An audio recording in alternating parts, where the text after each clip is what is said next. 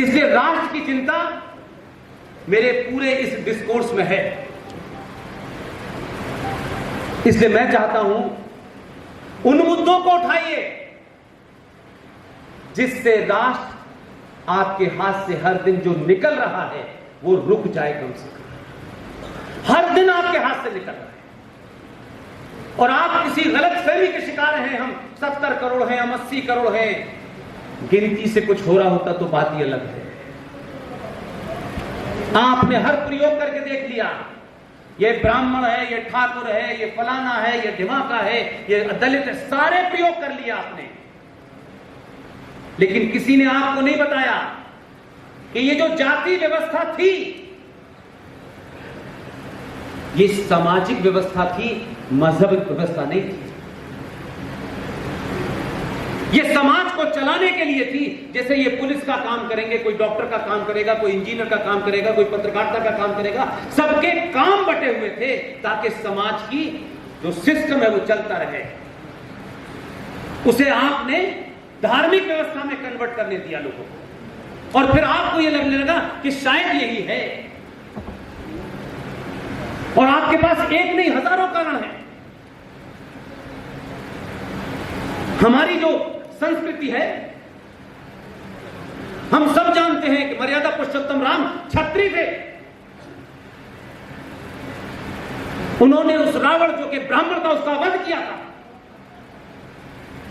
हमारी संस्कृति में कर्म और त्याग महत्वपूर्ण होता है। इसलिए आज दुनिया का कोई ब्राह्मण कहीं रहता हो, वो उच्च कोटि का हो, किस कोटि का हो, उसमें नहीं जाना चाहता। मैं वैसे भी इस मामले में बहुत कमजोर हूं।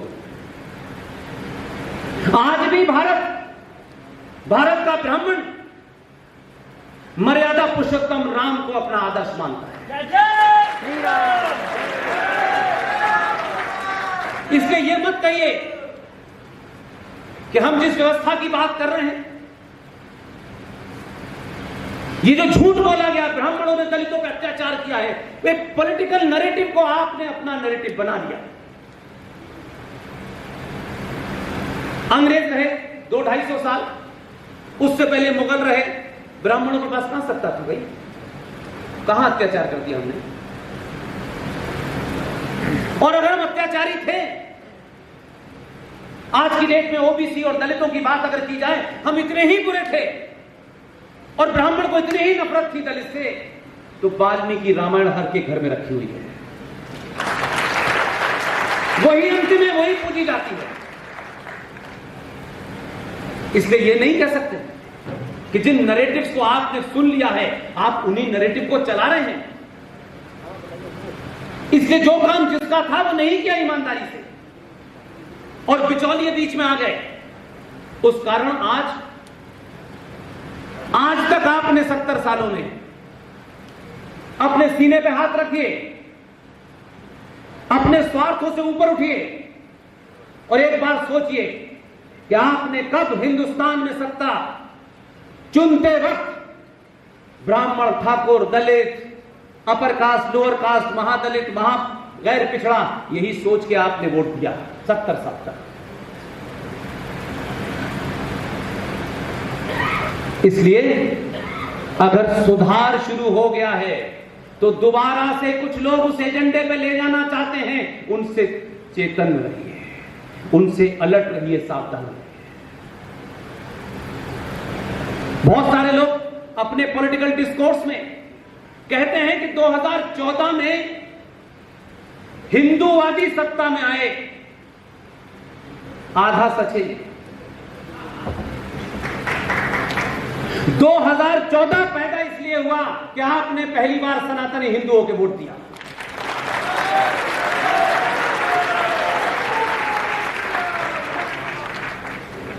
लोगों ने कहा कि शायद ऐसा हो सकता है, एंटी इनकम्बेंसी हो गया हो, लोग परेशान हो गए हो। जितना जोर से आपके ऊपर आरोप लगाया गया, क्योंकि हमारे बारे में, हमारे समाज सनातनियों के बारे में कहा जाता है ये बहुत जल्दी में है, सब कुछ अभी चाहते हैं, एक ही दिन में चाहते हैं। शायद ये देश जिन परिस्थितियों में घिरा हुआ है, जिन संकटों में घिरा हुआ है, उसमें न चीन इसका कुछ बिगाड़ सकता है, न पाकिस्तान बिगाड़ सकता है, न बांग्लादेश बिगाड़ सकता है, न अफगानिस्तान बिगाड़ सकता है, क्योंकि उस विदेशी ताकतों से कहीं ज्यादा 1000 गुना इस देश के अंदर गद्दार है। इस देश को आंतरिक खतरे हैं, आंतरिक दुश्मनों से खतरा है। उसको आप कोई पॉलिटिकल रंग देते, मैं रंग नहीं देना चाहता। आपने मिग खरीदा, मिराज खरीदा, अभी हाल में आपने राफेल खरीदा है।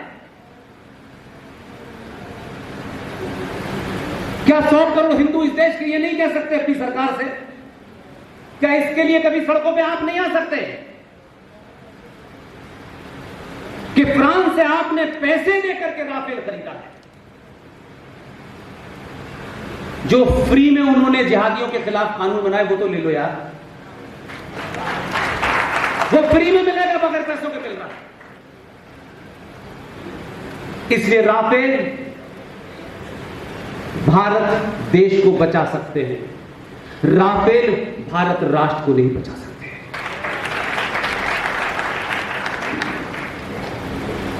बहुत बातों में संविधान का जिक्र किया जाता है। हम पे आरोप लगते हैं कि जैसी कोई सरकार आती है जिसको कहीं राइट विंगर कहा जाता है, राष्ट्रवादी कहा जाता है, सेकुलर के खिलाफ लड़ने वाले कहा जाता है, आरएसएस के पिट्ठुओं की सरकार आ गई है, विश्व हिंदू पर, ये तमाम नैरेटिव किए गए। आप फौरन अपने आप को अपॉलोजिस्टिक महसूस करने लगते हैं। आपको ये कुंठा क्यों होने लगती है? हां, हम हैं राष्ट्रवादी, राष्ट्रवादियों की सरकार आई है, हिंदुओं की सरकार आई है, तकलीफ किसे है? हमने संविधान नहीं बदला था। जब भी ये सरकार में आते हैं, ये देखिए गॉडसे के लोग आ गए, अब ये संविधान बदल देंगे, ये ब्राह्मणवादी लोग आ गए, ये संविधान बदल देंगे। ये सुनने में बड़ा अच्छा लगता है। जवाब देने की क्षमता रखिए। भीमराव बाबा साहब अंबेडकर का संविधान 1950 में लागू हुआ, तब भी ये कहीं दूर दूर तक नहीं थे। मात्र 24 साल में आपको याद दिलाना पड़ेगा, एक एक को याद दिलाना पड़ेगा। सड़कों चौराहों पे ये युद्ध हथियारों से नहीं लड़ा जा रहा, ये नैरेटिव का युद्ध है। इसलिए आप याद रखें, सवाल पूछें कि 1950 में बाबा साहब अंबेडकर ने जो संविधान बनाया था, उसमें ऐसी क्या प्रॉब्लम हो गई थी 24 साल में कि आपने रात के अंधेरे में 1976 में उसमें एक शब्द घुसेड़ा, सेकुलरिज्म और सोशलिज्म। आपने तो बाबा साहब के संविधान को यह साबित किया कि यह सेकुलर नहीं है। 1976 में आपने उसको एक पट्टी लगा करके कहा कि अब यह सेकुलर हुआ है। इन्होंने नहीं बदला विचार, ये तो बदलने की बात ही नहीं कर रहे। वो जब बदलेगा बदलेगा, लेकिन मेरी आपकी जिम्मेदारी है, आप पूछिए ना, आर्टिकल 14 इंडियन कॉन्स्टिट्यूशन, भारत की संविधान की धारा 14 क्या कहती है? धारा 14 कहती है कि देश में जो भी है, जो भारत का नागरिक है, भारत का सिटीजन है, सब बराबर हैं। यही कहती है। उस वक्त ना आरएसएस थी, ना बीजेपी था, ना बजरंग दल था, कोई नहीं था जिससे डर के मार के कुछ कर दिया हो। जब आपने भारत के संविधान में धारा 14 दे दी और कह दिया कि सब बराबर हैं, और ये उस वक्त की बात है कि जिन्हें हम बराबर कह रहे थे, उन्होंने 11 लाख लोगों को मार करके पाकिस्तान बनाया था और वो यहीं रह गए। लेकिन आपने क्या किया? ये सवाल सबको पूछना चाहिए। जो भी पढ़े लिखे लोग हैं, स्कूल में हैं, यूनिवर्सिटीज में हैं, डिबेट तो करें, लोगों से बातचीत तो करें भाई, कि हर आदमी संविधान से बंधा हुआ है, हर आदमी अपने उस दायरे में बंधा हुआ है कि हम बात ही नहीं करेंगे। तो जब आपने धारा 14 दे दी, तो फिर धारा 30 कैसे आ गई?